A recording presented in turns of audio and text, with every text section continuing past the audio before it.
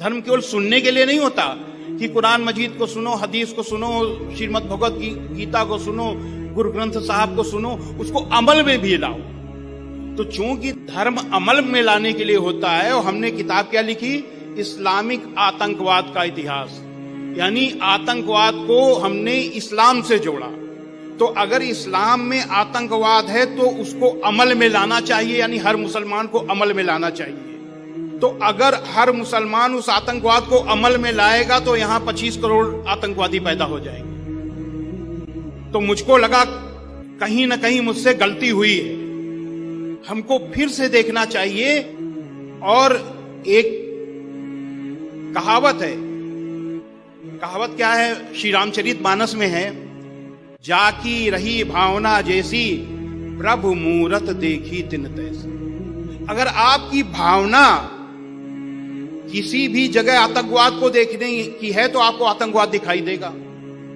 तो मुझे लगा कहीं ऐसा तो नहीं कि मैंने नेगेटिव सोच ले लिया हो इस्लाम के लिए और मुझे कुरान मजीद में नकारात्मक चीजें आतंकवाद दिखाई दिया हो। तो मैंने फिर से कुरान मजीद को पढ़ा, और सबसे बड़ी चीज ये कि उसको पढ़ने के पहले, अब ये जैसा कि अभी आपने बताया कि ईश्वर ने मुझको हिदायत दी, तो ईश्वर की ही प्रेरणा थी कि सबसे पहले मैंने इस्लाम के अंतिम पैगंबर हजरत मोहम्मद सल्लल्लाहु अलैहि वसल्लम की जीवनी पढ़ी। कुरान तो मैं 10 बार पढ़ चुका था, लेकिन अब जब मैंने पढ़ना शुरू किया तो मैंने सबसे पहले जीवनी पढ़ ली।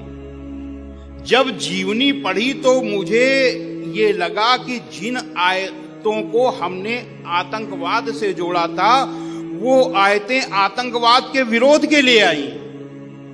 यानी जो युद्ध हुए वो युद्ध अन्याय और अत्याचार से लड़ने के लिए आए, न कि अन्याय और अत्याचार को करने के लिए आए।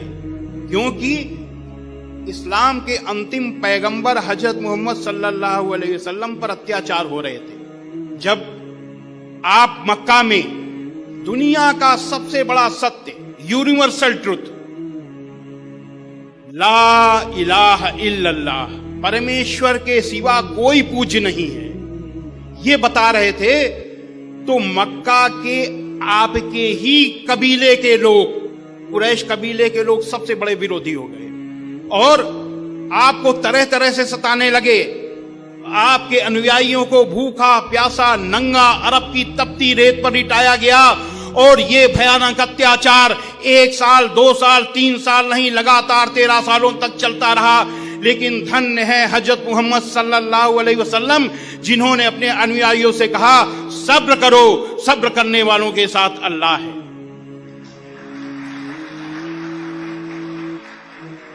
जो साधु प्रवृत्ति के लोग होते हैं, जो नबी पैगंबर ईश्वर के दूत होते हैं, वो कभी भी बुराइयों से परास्त नहीं होते, बुराइयों से हारते नहीं हैं। समय को अनुकूल देखकर कुछ समय के लिए बुराई से दूर हो जाते हैं, और जब समय अनुकूल होता है तो फिर उस बुराई को समाप्त करते हैं। तब जब हजरत मोहम्मद सल्लल्लाहु अलैहि वसल्लम ने देखा कि मक्का में अभी समय अनुकूल नहीं है, तो आप मक्का से मदीना चले गए। लेकिन शैतान तो शैतान, आपका पीछा वहां भी शैतानों ने नहीं छोड़ा। आपने एक संधि की, समझौता किया, और समझौता अपनी शर्त पर नहीं, उनकी शर्त पर किया। जितनी उन्होंने शर्तें ला दी, सारी की सारी शर्तें मान ली। इसलिए मान ली कि शांति स्थापित हो जाए।